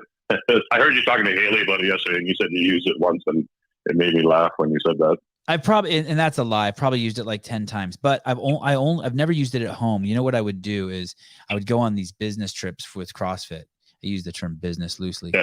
And we'd be in these hotels, and as soon as I would get there, I'd be like, okay. And I would fucking like run down. I would do this like twice a year. I'd run down to like CVS and buy like the fucking smallest version of Nair I could, which was always still a gallon of it. And I would wipe it all over my shoulders and my chest and as much as my back as I could get. Only once did I get close to my cock and balls, and never again. And I would never do it at home because it's just so much fucking hair. And then it just kind of like, then I would go in the shower. I'd set my, I don't know, 15 minutes on my iPhone, and I would just be like, and then I would jump in the shower and wash all that shit off. But it was weird. Right. I don't know if I'll ever do it again because I don't stay in hotels anymore, and I got kids around me. I wonder if if I did that, if my kids would be like, my dad went from Sasquatch to a hairless cat. What happened? I kind of don't want my kids to even know that that's like a thing. Like, I feel like it's just passing on an insecurity to them. They'll find out someday. Everybody does it now. Yeah. I'd rather than I just knew yesterday when I heard you talk like to hairy people and just maybe they will. One less thing to worry about. I just knew when you talked to Haley about it yesterday that it was going to be, you're going to get some backlash about it. Yeah. People are such. Why can't you ask these questions? Because these people are fucking creeps. And they're perverted fucking wingnuts. And in their head, they think there's something like sexual, or I mean, she made it clear that she didn't like me because I was a dude. And both of those people said they don't like it because some people hate men. It's like most people are disgusted by they think that they're speaking up to fight against the protection of the female body. But dude, if you would take them to a psychiatrist, we'd find out within seconds that they find the female form disgusting, and they want the rest of us to find it disgusting, but they put it in the guise of women's rights. It's like, shut the fuck up. Like, people can talk about stuff. You can talk about someone's nipple or vagina or labia or whatever the fuck those things are called without it being sexual. Like, it's just a fucking body. Shut the fuck up. Yeah. It's the worst thing about being a male. Your chest and balls is easy. Fool about the comp. So Ryan Parker had a comment. I don't even understand it. Here, I'm going to read this to you. You ready, Peter? Yeah. This is from Ryan Parker. It's the worst thing about being male. Veet your chest and balls is easy. Veet, that must be a typo. Getting your, maybe it's supposed to be. Veet is that's a type of Nair kind of product, I think. Oh, okay. Veet your chest. Thank you. Veet your chest and balls is easy. Fool about is a complex operation alone. I'm not sure what he means. Like maybe getting your butt. Getting the whole thing. Yeah, Jesus. Full back is a complete back is a. Oh, yeah. Okay, so what he's saying is getting the back is hard. Yeah, there would always be like a. Yeah. So I would come home. I probably shouldn't say this. In the early days, if I did something like that, it would like signal my wife like that maybe I was cheating on her or something. I'm being a little extreme. She wouldn't like, but she like if this is probably like 10, 15, before we had kids, 10 or 15 years ago. If I did that in a hotel room, I think the very first time for sure, I nared myself. I just got the wild hair up my ass and I went to the CVS and I did it. And I came back and I don't remember. I have to ask her. But basically, she thought something was up. Like, what the fuck? Why does this motherfucker care all of a sudden about naring himself? Like, she thought maybe I was cheating on her or something. But also, the second thing was that there, in the center of my back, you're right, Ryan, there was a section I just couldn't get. And it's just like, it's fucking ridiculous. The whole thing is ridiculous. Gotta work on your mobility. Oh, that hurts. You know, my mobility is waning too. I would love to call, but I have no idea what to talk about. Please do not fucking call. Yeah. All right, Peter. Thank you. All right, Sevan. Thanks. It was good talking to you again. Yeah, thanks for the tidbits. I hope that you didn't infect me. I hope when I go to the store, I don't look for that sensitive Nair, but I can't promise it. You may have like polluted my mind. I'm easily influenced. Yeah, women use it for their bikini line, so it's safe for us. All right. Great. Okay. Bye. Tell James I said thanks. Okay. He'll be on Tuesday. Call Tuesday. Okay, cool. Bye. Take care. Holy shit. Hour and a half. I didn't get through any of my stuff. I want to talk about rain boots for kids, some parenting shit. My truck was stolen. I wanted to tell you about this Adrian Bosman. He's taught me about low maintenance friends, about the importance of being a low maintenance friend. I want to talk about respecting public servants. Oh my God. I wanted to talk about, oops, I'm not supposed to say that phrase. Oh my gosh. I wanted to talk about the Raiders coach, John Gooden. He called, I guess, someone a faggot and a pussy in an email many years ago. And I wanted to talk about that because I just find it hilarious that like he got fired for that, but they're going to have Eminem, Dr. Dre, and Snoop Dogg at the halftime show of the Super Bowl, sponsored by Pepsi. I will take the faggot pussy rehab over having Pepsi sponsor these three guys. By the way, I love Eminem, Dre, Snoop Dogg, but like, how about all the whores, bitches, faggot, murder people talk that those guys do? Anyway, and I wanted to talk about being a real hippie versus a fake hippie, and I wanted to talk about Luke Parker, but whatever. I guess this will be for the next call-in show. You guys, so I'm excited. We got a sponsor. Hopefully I don't screw it up on Tuesday. The sponsor is barbelljobs.com. You guys really should check it out. It's a cool website. I'm going to bring the website up in every show and show you guys. It's just basically a place like if you've taken your L1, you want to find a job, or if you run a gym and you need someone to clean your bathrooms, or you need someone to be your COO or your CFO, you can go there and post a job. And the guy who owns it reached out to me. I guess he's a listener, and he's like, hey, I want to sponsor your podcast, which got me really excited. I've seen this before. Last call. I'm not going to lie. When someone calls from outside the United States, I don't get as excited. Biased. I'm biased. Is there a word for that? That's not racist. That's what am I? Well, some people will say it's a prejudice. Prejudiced. I'm prejudiced. I don't think so. I'm prejudiced. Yeah. I'm prejudiced against anyone outside of the U.S.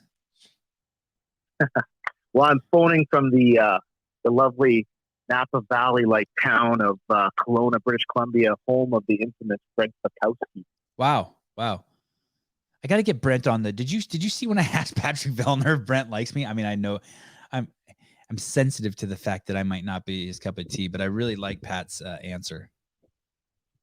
I think with some of those guys that and Brent, I know Brent just because he was a neighbor of mine. Mm-hmm. He's a really nice guy, but he is your typical accountant. He's a little bit, very driven, very book smart, a little bit introverted, but he loves his Star Wars and stuff like that at the same time. So, but he's an amazing athlete too, right? Dude, his body is so nice, but he's L7 as a motherfucker. The guy is a fucking bona fide dork. But there's nothing wrong with that. But it just when you're so like I got some dork in me too, but I got some other shit too. Like I'm not afraid to go anywhere. Well, but man, he has a beautiful body. Maybe that's my problem. My brain's just a sloppy fucking mess, and that's why my body's a sloppy mess. Right. He's one of those. No, you weren't supposed to agree with me. You weren't supposed to agree with me. And he's one of those guys that if you saw him in a polo shirt and some jeans at a golf club, you wouldn't think anything of it. But once that guy takes his shirt off, he looks like an Adonis. Yeah, I bet you his ass betrays himself. I bet you his ass in a pair of jeans or khakis, he can't hide that shit in his quads. But I feel you. I feel you. Yeah.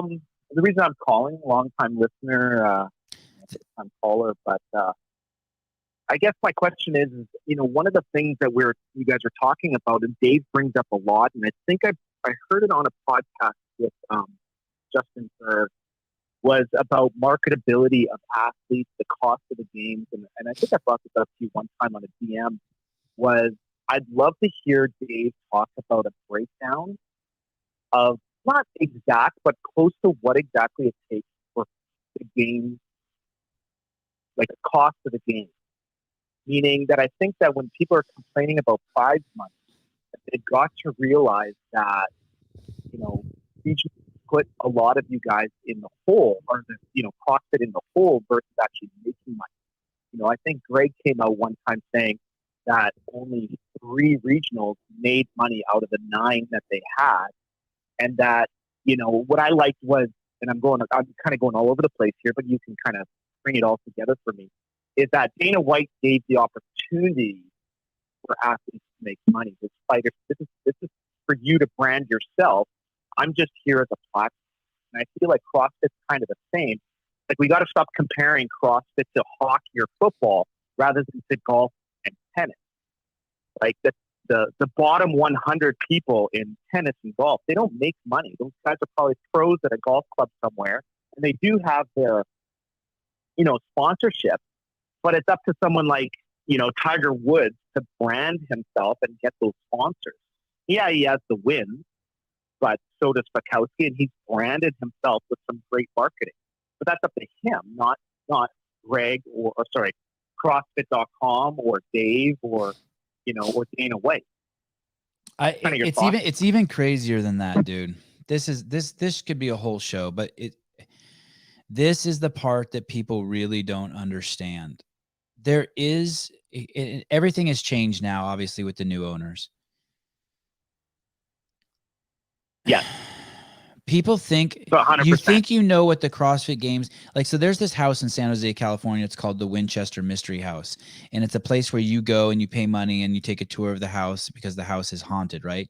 It's this giant house, and it was made by the Winchester fortune, and it was a woman who basically, someone can correct me if I'm wrong or if I'm wrong, but the spirit of it basically is her family basically sold all the guns in the Civil War to both sides, to the North and the South. Can you imagine how rich she was? I think she's had more money than fucking probably Bill Gates, respect for her time. So she built this giant fucking house, and she basically said that spirits were telling her to keep building it. So it's this massive fucking house with stairways that go nowhere and doors that fall off of like third stories and just weird shit, right? But it wasn't built as an amusement park. It wasn't built to be something for a haunted house. People do not realize that about the CrossFit Games. You cannot even imagine what it was like working for Greg Glassman. He had no interest in making money if it compromised anything about his message. He was so torn. His soul was so broken when we took money from Reebok for the games. And he only did it pretty much because he was basically torn. He had fucking 50 employees who wanted it, and he didn't want it, but he still did it, and he tried to keep it in its lane. And even when Reebok got in trouble for saying a shoe, they had that shoe that supposedly made your butt firmer, and they got in trouble. Greg went at, even though they were a sponsor and gave us millions and tens of millions of dollars, Greg still went after him. He didn't even care if we lost the sponsorship. You guys don't understand. Just because games athletes call themselves games athletes and they call themselves professional athletes, this is back then, by the way, this is up until like 2019. You're lying to yourself. You are lying to yourself. It's the same way if you look at a human being and you think they're outside. That's just their skin. 98% of them is inside the skin. It's all blood and guts and poop and cells and cancer and veins and arteries and just fucking fat and bones and tendons and ligaments. People, it's all a fucking lie. And this isn't an attack on you, brother, but like even how you couched it, it's not even true. We're looking at a boat and you're describing a car. It's a complete misunderstanding of what was going on. And so people had expectations of this thing that they called the CrossFit Games. It's the same thing with the community. Every time I hear the word community, I'm like, oh, these people really don't even know what the fuck they're talking about. This was a fucking experiment, you fucking knuckleheads. Well, and I think, too, and you're right. You're 100% right. He's so different than you. He's so different than you, not you, the caller. What was your name? Ryan. Sorry, Ryan. Not different than you, Ryan. He's different than all of us. He didn't care about the money. He wanted to see his health experiment take over the fucking world. And he didn't, and he even knew that it wouldn't, but he wanted the smart people to have a place to go. So when the tsunami of chronic disease came, they could get on the lifeboats. He knew he had no chance of helping 90% of the planet. And this games thing just kind of sprouted off onto the side. And these fucking idiots, and he didn't know, there wasn't social media at the time. He didn't know these fucking woke morons like Katrin's daughter were going to be saying stupid shit. He didn't know that the racists were going to come over and take over and start talking about inclusion, or the homophobes, these segregationists, these fucking cunts. While Greg's trying to help the whole entire world, the big picture, these fucking obsessed woke fucking Nazi wannabes we're going to be concerned about how many black people are in the gym and how many Asians and is this been translated into Spanish? And shut the fuck up. They don't get it. They missed it. And now it's a race to the bottom. It is a race to the bottom, people. And you won't even see it happen because your understanding of what you were looking at in the beginning was all wrong. It's a race to the bottom. They invited this precision care thing. This is fucking absurd. If I was an affiliate, I'd be fucking losing my mind. You better go. I'm not joking, people. You better go take your L1 now. There's a days coming when that shit's going to be illegal. You're not going to be able to say the shit they say in there. It's going to be amazing when you see the not just the Monster sponsorship, but you're going to see, CrossFit Games brought to you by Pfizer. Yes. Yes. At every commercial. Yes. I mean, when I hear Rosa talk about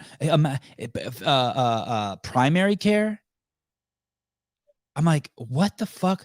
I'm trying to think the last time I've ever been to a doctor. I mean, I've been to a doctor once in the last 15 years. Like, if I don't have a broken bone or I'm not bleeding out of my asshole, like, why would I go to a doctor? I give everything I need from my L1, from my local affiliate. Yeah. These fucking idiots talk about inclusion. I just watched a fucking video on the game site about this new, like, workout thing that they're doing, this event, which is cool. I love all the community events. But there's not one fucking black, Mexican, or Asian person in it. Not that I give a shit. Don't get me wrong. Don't get me twisted. I think it should be all fucking hot people. I think it should be, regardless of skin or color, it should be all fucking hot people. Hot old people, hot young people, hot everyone. But maybe even some hot dogs. But maybe even Canadian if we could. But don't tell me you give a fuck about inclusion. I see that inclusion tab on the CrossFit Inc. website. It makes me sick. I think you've lost your fucking way. You're pandering to the racist fucking idiocy. You want more fucking black people in CrossFit? CrossFit Inc., go fucking build a gym in Harlem, you fucking pussies. There was a gym at CrossFit HQ that served fat people and old people only. People like me weren't allowed to go there. Well, I'm almost old enough to go there. My mom went there. That gym is gone. And that gym was there under Greg Glassman. And he had plans to open 3 more. One of them was in Harlem. One of them was in the Bronx. And I forget what the other one was, Atlanta or something. And he wasn't doing it because of any of the fucking woke idiots. He was doing it because he felt like it was just the right thing to do. He wasn't doing it to like make money.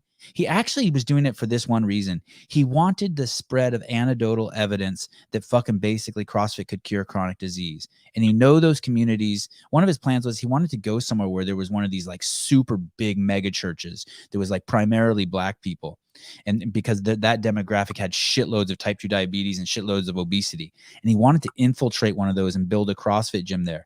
Not to help black people, to help fat people with type 2 diabetes and to show that like anyone can do it. Fucking idiots. You fucking racist, homophobe, woke douches. You're ruining everything. You want to be like that? Go to fucking China. Do you know where it's like that? Do you know where there's equanimity? In jail. 10 years ago, homeless people didn't have iPhones. Now every fucking homeless person has an iPhone. You think life is bad? You want to focus on the discrepancy of wealth, how much money Bezos has and these other guys have versus you? It's never been better for poor people. The goalposts have all been moved. Stop thinking poorly. Sorry, Ryan, your turn. My bad. I'm going nuts. No, it's all good. I come from a family. We're all adopted and we're very multicultural. My brother and sister are colored. I'm white. My mom is from South Africa, and she's racist. Well, we're allowed to say a person of color. So no, I just meant South Africa. Everyone from South Africa is racist, black and white. But go on. Yeah. They can't help it. They got. So I remember when the whole Greg thing came out, the Floyd 19 thing came out, and it was all over social media. My sister said you worked out. Basically, she was going on her little rampage. And she said, you work with a bunch of racists. But she didn't understand what was going on, right? Yeah. So I remember talking to my mom about this stuff. And, and you go down this rabbit hole because you try to, and this is during the riots and everything. And, you're trying to go down this rabbit hole and explain stuff to people. But it's hard to because not everything out of HQ is coming out everywhere. And, you don't know exactly what's going on with Greg or anything else. And that's fine. and that's his business, not anybody else's. But I remember talking to my mom about this stuff, and the whole white privilege thing came up. And I said to my mom, I'm like, okay, Mom, I'm going to tell you a little story about this woman whose family fled South Africa and, was able to, this person's a color, and she was able to go to a school and a college eventually when she lived in Winnipeg, and got a wicked college education, became, worked at a hospital, married a white gentleman without any judgment, and was able to have the freedom to do whatever she wanted. That couple moved across country, started a business. Business did very well, retired, and had 3 kids, and we grew up with a swimming pool. Huh. And I said to my mom, I'm like, am I privileged? Yeah, I am. Unfortunately, I am privileged, but not in the sense of like, I use that privilege to put down others. I mean, I'm privileged because my parents did everything they could to give me these opportunities to go to live in a better place, to grow up with a swimming pool, we weren't rich, but we were doing okay, right? So I went to schools. There's the odd time I went to a private school. I was able to play hockey. I was able to do all these different sports, and we didn't have to really worry about money in that sense. Am I privileged? Yeah, we were a privileged family, but not in the sense of what CNN makes you feel like, the guilt that I'm supposed to feel. I'm like, no, my parents fought and provided everything, but I don't think that we should, because my sister, who's of color, and my brother, who's of color, were in the same boat as me. We all traveled in the same boat, so you can consider them privileged as well, because they got that opportunity. If everything that they're saying, where the fuck they are, is true, there's still no way out except for each person to do their part. You're not going to fight racism with racism and there be non-racist as the winner. If you fight racism with racism, the winner is a fucking racist. When I was 16 years, I was 18 years old and I graduated from high school, and my mom bought me a truck, and it was pretty crazy that she bought it for me. It was a Toyota pickup truck. It was $14,900. It was a Toyota 4x4 extra cab, brand new. She let me go in and negotiate the deal. And we didn't have a lot of money. It's nuts. It's nuts. She did that for me. Anyway, and when I got that truck, I told myself, this is in 1990 when cars used to break down. How old are you, Ryan? I'm 46. Okay, so you remember when cars used to break down, right? Yeah, there was always, wherever you went, there was always like 1 or 2 cars on the side of the road with the hood up. And I told myself for a year, and this is before cell phones, for a year, anytime I saw a car broken down, I don't think I've ever shared this story. For a year, every time I saw a car broken down, I would stop and help the person. And I did that. That's it. That's because I was privileged. When I go to the skate park, some great stories, by the way, of people I stopped and helped. Fuck. People who don't talk to strangers don't talk to angels. Remember that, people. Every time I go to the skate park, I walk around and I pick up all the trash in the skate park. Why? Because I'm privileged. What am I privileged with? I have hands, legs, and eyes. I don't sit there. Do you want to know something crazy, Ryan? I have picked up trash at the skate park 500 times. I don't know, 300 times. 300 times in the last 2 years. 150 times. I went from 150 times. And probably gone 3 times a week for a year. Only 1 time has anyone ever thanked me. There's a 12-year-old boy. I went over to his mom. I was like, hey, I picked up trash here fucking 100 times. And your boy's the only one who's ever thanked me. I mean, just parents standing around and I'm picking up all the trash because I got 3 little boys there. No one's ever thanked me. Hey, that's a good idea. Hey, thank you for doing that. A 12-year-old boy, not that I need it. And I would have never even noticed that no one else said thank you except this 12-year-old boy said it to me. I went over to his mom. I'm like, damn, you got a good kid. She goes, why? I'm like, I was picking up trash and he was skating in here and he thanked me for doing it. That's the kind of kid I want. Yeah. That's what privilege is. When you have the privilege to open your mouth and say thank you. White privilege. It's never going to be fixed unless every single person does their own. Whatever your problem is. The activism isn't going to do shit. Yeah, it's too bad because I remember, like, even during this conversation, we were talking about, in the rioting, and I remember saying my mom was, when they were fighting for my uncle was a very big activist in South Africa at the time. And you remember in the 80s, all you saw was rioting and the protests that you saw from South Africa. And I've been there. It's my scary. uncle was a monk. It's scary. It's a beautiful city, like Cape Town's beautiful, but you're right. It's 80% poverty, and people are people, and they you're letting the prisoners run the prison. Not saying that there wasn't injustice and stuff like that, but I remember talking to my mom about it, saying when you guys were fighting for justice and the right of way and privileges just to even go to the beach and use the water fountains, I go, I don't remember you stopping at the local stores saying you need a pair of Nike and breaking the window. Yeah, $700 million damage to Ferguson. It's so unacceptable. Yeah, it's great. All right, Ryan. It's almost 9 Anyway. o'clock. I can't believe this show's gone on for so long. Absolutely. I appreciate you taking my call. Yeah, thanks for sharing your story. Yep, thank you. I stayed so calm the entire episode. Like I told myself this morning, stay calm, be cool. And then you got on and got me all fucking wound up.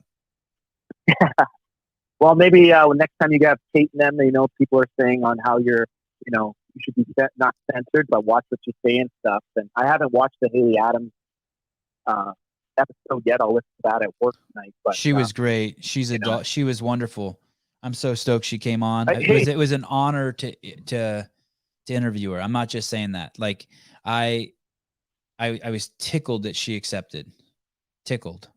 Right. So cool. I think like my only words, and I'll leave you with this, is just keep yourself uncensored. Yeah, I will. You know how to pick your guests and the right things and the wrong things to say. You know that. You're not. I mean, you're almost 50 years old like I am.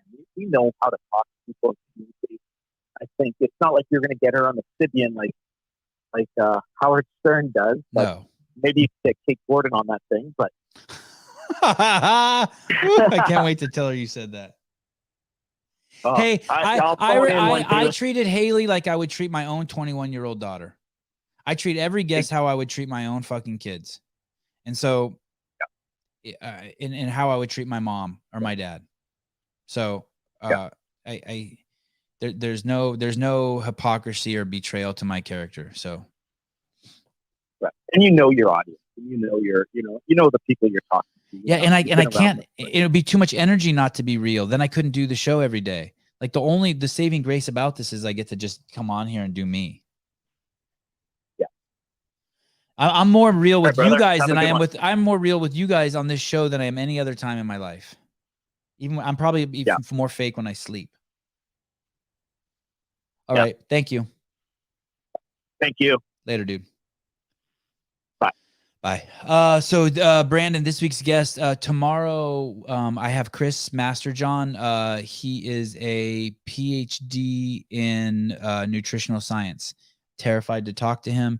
What if he starts being like Paul Saladino and saying a bunch of shit I can't understand? But I think that's going to be my job.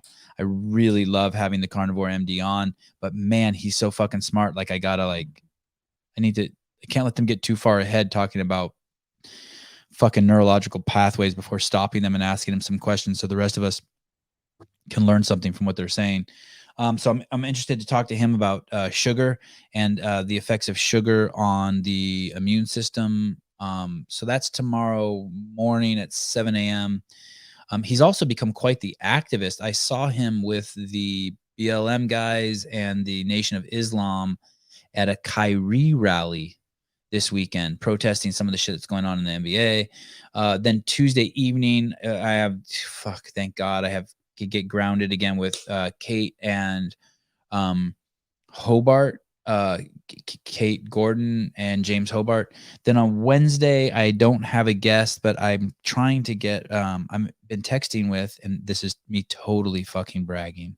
I've been texting with Sarah Sigmund's daughter and Rich Froning. So hopefully I can get one of them on Wednesday. Then on Thursday, we have one of the guys that trains at the Mayhem Empire, Luke Parker.